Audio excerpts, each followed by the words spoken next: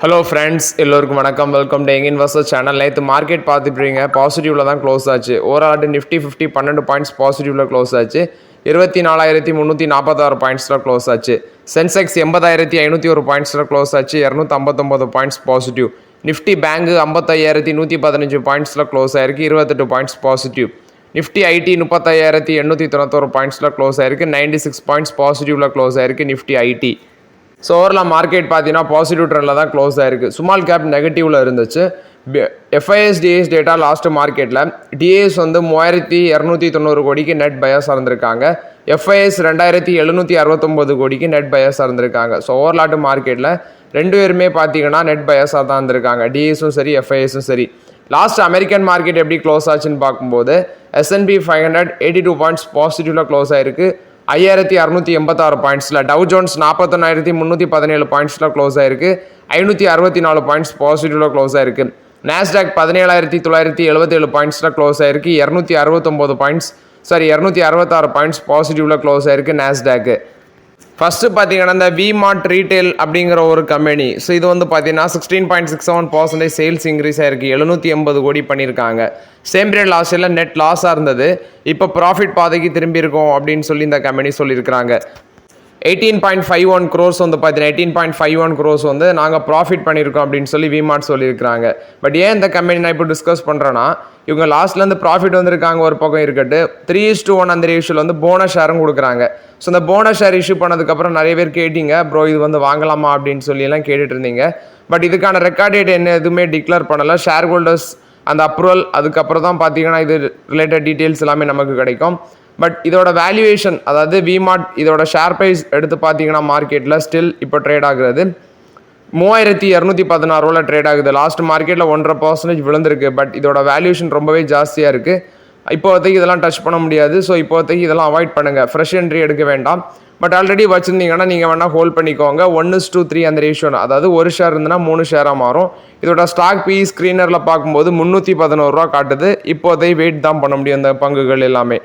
Next பார்த்தீங்கன்னா Godrej agrovet last மார்க்கெட்டில் பயங்கரமாக விழுந்துருந்துச்சு. அதாவது 654 ரூபா வரைக்கும் போனது, கடைசியில் 655 ரூபாயில் க்ளோஸ் ஆயிருக்கு. 15% அளவுக்கு விழுந்திருக்கு. இந்த அடிக்கு ரீசன் அப்படின்னு சொல்லி பார்க்கும்போது ஃபர்ஸ்ட் கோத்ரேஜ் அக்ரோவெட்டோட ரிசல்ட்ஸ் எடுத்து பார்த்தேன். 24% ரெவன்யூ இன்க்ரீஸ் ஆயிருக்குன்னு சொல்கிறாங்க. பட் 11 ரூபா டிவிடெண்ட் கொடுக்குறாங்க. எல்லாமே மார்ஜினலி தான் இம்ப்ரூவ் ஆயிருக்கு. பெருசாக ரிசல்ட்ஸில் இல்லாத அப்படிங்கிற பட்சத்தில் இந்த ஸ்டாக்கை போட்டு பொழந்து எடுத்திருக்காங்க கோத்ரேஜ் அக்ரோவெட்டை. ஸோ மார்க்கெட்டில் லாஸ்ட் மார்க்கெட்டில் விழுறதுக்கு ரீசன் இதுவாக தான் இருந்திருக்கு இந்த share. Next Newgen software. Actually mostly எல்லா ஐடி கம்பெனிஸோட ரிசல்ட்ஸ் எல்லாமே வருது. பட் இந்த ரிசல்ட்ஸ் எல்லாமே பார்க்கும்போது பெருசாக இல்லை ஐடி கம்பெனிஸில். நியூஜென் சாஃப்ட்வேர் அப்படிங்கிற ஒரு கம்பெனி நம்மளோட வாட்ச் லிஸ்ட்டில் ஆட் பண்ணி வச்சிருக்கிறோம். இதோட ப்ராஃபிட் 2.8% தான் இன்க்ரீஸ் ஆயிருக்கு. 108 கோடி பண்ணியிருக்கிறோம்னு சொல்கிறாங்க. இது போக ரெவன்யூ ஃப்ரம் ஆப்ரேஷன் 14.5% இன்க்ரீஸ் ஆயிருக்கு. 429 கோடி. சீக்வென்ஷியல் பேஸில் ப்ராஃபிட் 21.6% இன்க்ரீஸ் ஆயிருக்கு. ரெவன்யூ 12.7% இன்க்ரீஸ் ஆயிருக்கு. ஃபுல் இயர் பேசிஸில் ப்ராஃபிட் 20.5% இன்க்ரீஸ் ஆயிருக்கு. 315 கோடியாக இருக்குது. ரெவன்யூ ஃபுல் இயர் பேசிஸில் 19.5% க்ரோத் ஆயிருக்குது. இல்லை லார்ஜ் கஸ்டமர் பேஸ் அவங்களுக்கு 5 கோடி மேலே பில்லிங் ஆயிருக்குது. 87 கஸ்டமர்ஸ் அளவுக்கு இன்க்ரீஸ் ஆயிருக்காங்க. சேம் பீரியட் லாஸ்ட் இயர் 65 இருந்தது, இந்த ரேஞ்சில் இன்க்ரீஸ் ஆயிருக்கு. இவங்களுக்கு 4,600 எம்ப்ளாயிஸ் கைவசம் வச்சிருக்காங்க.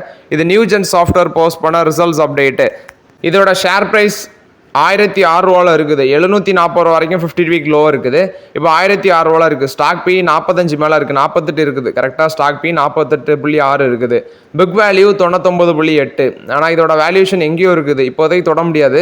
கம்பெனி டெட் ஃப்ரீ, நல்ல ஒரு ப்ராஃபிட் க்ரோத் லாஸ்ட் 5 இயர்ஸ் காமிச்சிருக்குது. நல்ல ஒரு டிவிடெண்ட் பே அவுட்டும் மெயின்டைன் பண்ணுறாங்க. பட் புக் வேல்யூவில் 10 டைம்ஸ் ட்ரேட் ஆகுறதுனால இப்போதைக்கு அமைதி தான் காக்க முடியும். இது நியூஜென் சாஃப்ட்வேர் டெக்னாலஜிஸ் போஸ்ட் பண்ண ரிசல்ட்ஸ் அப்டேட்டு. நெக்ஸ்ட் பார்த்தீங்கன்னா இண்டஸ்இண்ட் பேங்க்ல இன்னொரு அப்டேட்னா, லாஸ்ட் மார்க்கெட்டில் ஸ்டாக் ப்ரைஸ் 850 ரூபா வரைக்கும் வந்துடுச்சு. 863 ரூபா வரைக்கும் போச்சு.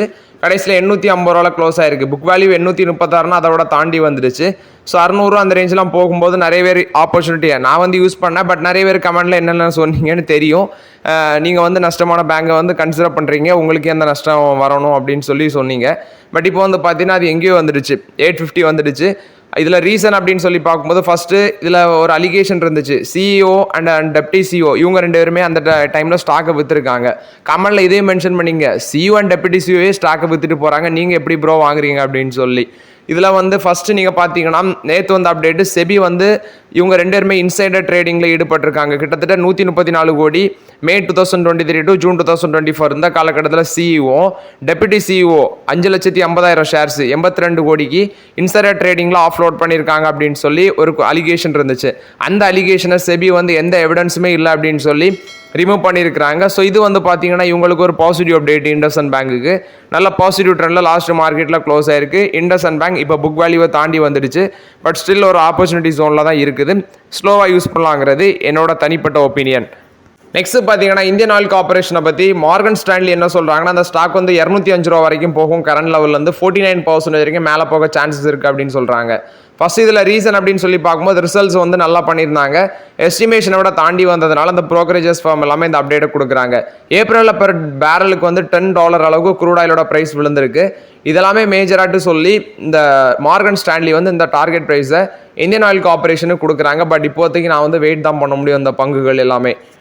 நெக்ஸ்ட் அதானி பவரில் வந்து அப்டேட்டு. ஸோ அதானி பவருக்கு பங்களாதேஷ் கவர்மெண்ட் வந்து பார்த்தீங்கன்னா சில பேமெண்ட்ஸ் எல்லாமே வர இருக்குது. ஜார்க்கண்ட்லேருந்து அவங்க சப்ளை பண்ணுற பவருக்கு வந்து பேமெண்ட்ஸ் வர இருக்குது. இப்போ பங்களாதேஷ் வந்து $1.2 பில்லியன் அளவு கொடுத்துருக்காங்க. பட் ஸ்டில் வந்து $800 மில்லியன் கொடுக்க வேண்டியிருக்குது. டோட்டல் வேல்யூ வந்து $2 பில்லியன், $1.2 பில்லியன் தான் ரிசீவ் பண்ணியிருக்கிறாங்க. ஸோ விரைவில் வந்து அதுவும் கிடைக்கும் அப்படின்னு சொல்லி எதிர்பார்க்குறாங்க. இது வந்து அதானி பவரை பொறுத்த வரைக்கும் அப்டேட்டு. ஆர்ஆர் கேபிளோட ரிசல்ட்ஸ் ப்ராஃபிட் 64% இன்க்ரீஸ் ஆயிருக்கு. ரெவன்யூ 27% இன்க்ரீஸ் ஆயிருக்கு. இல்லை ப்ராஃபிட் அப்படின்னு சொல்லி பார்த்தீங்கன்னா ஃபர்ஸ்ட்டு நெட் ப்ராஃபிட் 129 கோடி பண்ணியிருக்காங்க. ரெவன்யூ 26.4% இன்க்ரீஸ் ஆயிருக்கு, 2217 கோடி. எபிட்டா 68.6% இன்க்ரீஸ் ஆயிருக்கு, 193.5 crores. மார்ஜின் 8.8% இருக்கு. ஒரு நல்ல ரிசல்ட்ஸ் போஸ்ட் பண்ணியிருக்காங்க. 350 காஸ்ட் டிவிடெண்ட். இந்த டிவிடெண்ட் வந்து ஆனுவல் ஜெனரல் மீட்டிங்கில் வந்து 30 நாளுக்குள்ள பேமெண்ட் ஆகும்னு சொல்கிறாங்க.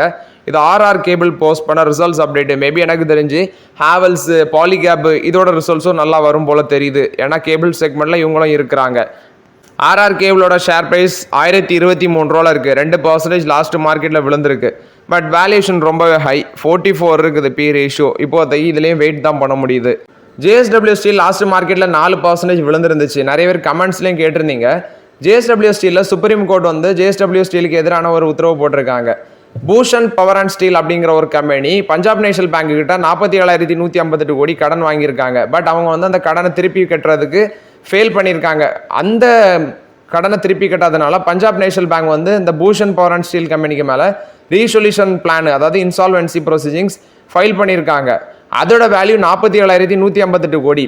ஜேஎஸ்டபிள்யூ ஸ்டீல் என்ன பண்ணுறாங்கன்னா 19,700 கோடிக்கு பிட் சப்மிட் பண்ணி இந்த கம்பெனி அக்யூசிஷன் பண்ணிடலாம் அப்படின்னு சொல்லி பிளான். ஆனால் ரீசன் இவங்க சுப்ரீம் கோர்ட்டுக்கு போயிருக்குது. அந்த சுப்ரீம் கோர்ட்டுக்கு போன அந்த இஷ்யூவில் ஜேஎஸ்டபிள்யூ ஸ்டீலோட அந்த ப்ரொசீஜிங்ஸை வந்து ரிஜெக்ட் பண்ணிட்டாங்க. ஜேஎஸ்டபிள்யூ ஸ்டீலோட ப்ரொசீஜிங்ஸை. ஏன்னா அதோட வேல்யூ 47,158 கோடி அளவு கடனே இருக்குது பஞ்சாப் நேஷனல் பேங்குக்கு இந்த பூஷன் பவர் அண்ட் ஸ்டீல் கொடுக்கணும். ஆனால் இவங்க ஜஸ்ட் 19,700 கோடிக்கு பிட் சப்மிட் பண்ணி இதை வாங்குறதுக்கு பிளான் போட்டதுனால ஜேஎஸ்டபிள்யூ ஸ்டீல் பண்ணுறது இல்லீகல் அப்படின்னு சொல்லி சுப்ரீம் கோர்ட் அதை ரிஜெக்ட் பண்ணியிருக்காங்க. அதுதான் ஜேஎஸ்டபிள்யூ ஸ்டீலில் வந்து அப்டேட்டு. அதனால தான் லாஸ்ட் மார்க்கெட்டில் share price 4% விழுந்திருக்குது.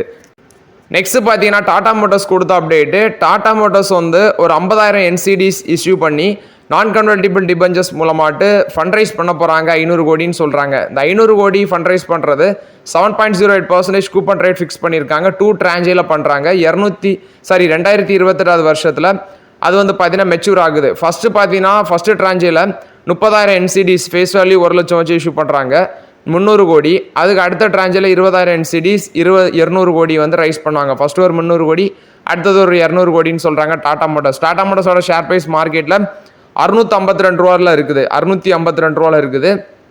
Just stock B வந்து 6 கீழே தான் இருக்குது. ஸ்லோவாக 1-2 யூஸ் பண்ணிக்கோங்கிறது என்னோட ஒப்பீனியன்.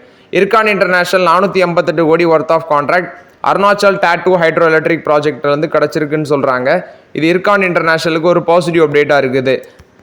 பராஸ் டிஃபென்ஸ் என்ன எதிர்பார்க்குறாங்கன்னா 1000 கோடி ஆர்டர் வந்து நாங்கள் விரைவில் டச் பண்ணுவோம் அப்படின்னு சொல்கிறாங்க. ஸோ அது மூலமாட்ட அவங்களோட டேர்ம்ஸ் வந்து பார்த்தீங்கன்னா 1500 கோடியை டச் பண்ணிடுவோம்னு சொல்கிறாங்க. அதாவது டார்கெட் வந்து 1500 கோடியை ஃபிக்ஸ் பண்ணியிருக்காங்க. அதை விரைவில் நாங்கள் டச் பண்ணோன்னு சொல்லி பராஸ் டிஃபென்ஸ் தரப்புலேருந்து விளக்கம் கொடுக்குறாங்க. ஆர்பிஐ வந்து ஐசிசிஐ பேங்க், அடுத்தது வந்து பேங்க் ஆஃப் பரோடா, இந்த மாதிரி பேங்க்ஸுக்கு எல்லாமே வந்து பார்த்தீங்கன்னா பெனால்ட்டி போட்டிருக்காங்க. ஸோ டோட்டலாட்டு 97.80 lakhs வந்து இவங்க ஐசிசிஐ பேங்க்குக்கு பெனால்ட்டி போட்டிருக்காங்க. சைபர் செக்யூரிட்டி ஃப்ரேம் ஒர்க் இந்த bank, KYC, credit card, debit card issuance இதில் வந்து சில இஷ்யூஸ் இருந்துன்னு சொல்லி போட்டிருக்காங்க.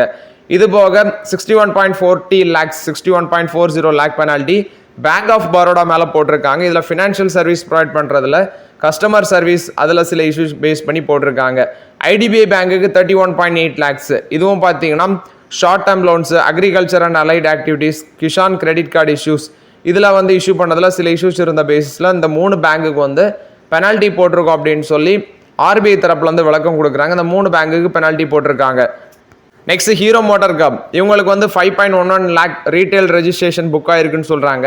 ஏன்னா ஒரு 4 பிளானில் வந்து பார்த்தீங்கன்னா ப்ரொடக்ஷன் இப்போதைக்கு பாஸ் பண்ணி வச்சுருக்கிறாங்க. ஒன்று தாருஹீரா, குருகிராம், ஹரித்வார், நீராமா ஃபெசிலிட்டிஸில் வந்து பார்த்தீங்கன்னா ஆப்ரேஷன் இப்போதைக்கு பாஸ் பண்ணி வச்சுருக்கிறாங்க.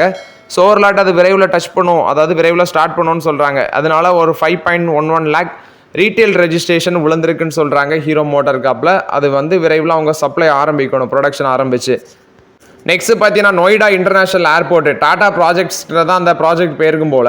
ஸோ இப்போ டாடா ப்ராஜெக்ட் என்ன சொல்கிறாங்கன்னா அந்த நொய்டா இன்டர்நேஷனல் ஏர்போர்ட்டை நெக்ஸ்ட் 2 months ரெடி பண்ணிடுவோம், 2000 எக்ஸ்ட்ரா ஒர்க்கர்ஸ் வச்சு ரெடி பண்ணிடுவோம் அப்படின்னு சொல்லி அப்டேட் கொடுக்குறாங்க. இது வந்து நொய்டா இன்டர்நேஷனல் ஏர்போர்ட்டை பொறுத்த வரைக்கும் அப்டேட். M&M ஃபினான்ஷியல் போர்டு வந்து என்ன அப்ரூவல் கொடுக்குறாங்கன்னா ரைட்ஸ் இஷ்யூ பிளான், அதாவது ஃப்ரெஷ் ஈக்விட்டி மூலமாட்டு ரைஸ் பண்ணாமல் ரைட்ஸ் இஷ்யூ மூலமாட்டு 3000 கோடி ரைஸ் பண்ண போகிறோம் அப்படின்னு சொல்லி Mahindra and Mahindra financial service இந்த அப்டேட்டை கொடுக்குறாங்க.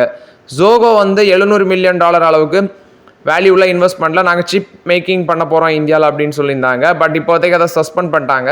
ஸோ இந்தியாவில் $700 million சிப் மேக் பண்ண போகிறோன்னு சொல்லியிருந்தாங்க. பட் அதை இப்போதைக்கு சஸ்பெண்ட் பண்ணிட்டாங்க ஜோகோ. இது ஒரு ஏமாற்றமாக தான் இருக்குது. City union bank net profit 13% increase ஆயிருக்கு. நெட் இன்ட்ரெஸ்ட் இன்கம் 21% இன்க்ரீஸ் ஆயிருக்கு. நெட் ப்ராஃபிட் 288 கோடி பண்ணியிருக்கிறாங்க. நெட் இன்ட்ரெஸ்ட் இன்கம் 9.8% இன்க்ரீஸ் ஆயிருக்கு, 600 கோடியாக இருக்குது. இதே net interest income full year பேசிஸில் 21% இன்க்ரீஸ் ஆயிருக்கு. Loan processing charges, insurance commission இதுதான் இவங்களுக்கு பெருசாக கான்ட்ரிபியூட் பண்ணது இந்த பேங்குக்கு. கிராஸ் என்பிஏ 3.09% குறைஞ்சிருக்கு 3.36%. நெட் என்பிஏ 1.42% இருந்தது முந்தின குவார்ட்டரில், இப்போ 1.25% குறைஞ்சிருக்கு. போர்டு ₹2 டிவிடன் கொடுக்குறாங்க, அதாவது ஃபேஸ் வேல்யூ 1 இருக்குது, இவங்க ₹2 டிவிடன் அனௌன்ஸ் பண்ணியிருக்காங்க. நெட் இன்ட்ரெஸ்ட் மார்ஜின் 3.6 இருக்குது. டோட்டல் பிஸ்னஸ் 14% வளர்ச்சி அடைஞ்சிருக்குது. ப்ரொவிஷன் 555 கோடியாக இருக்குது.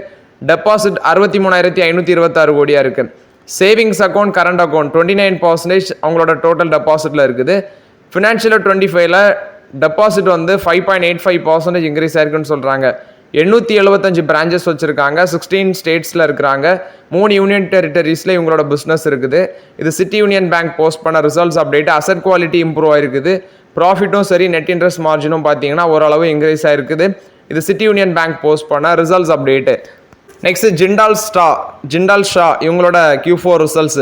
ப்ராஃபிட் 5046 கோடி 7% விழுந்திருக்கு. ப்ராஃபிட் 42% விழுந்திருக்கு, 291 கோடி. ரெவன்யூ 7% விழுந்திருக்குது, 5046 கோடி. ஆப்ரேஷனல் பேசிஸில் எபிட்டா 20% விழுந்திருக்கு, 736 கோடியாக இருக்குது. மார்ஜின் 14.6 இருக்குது.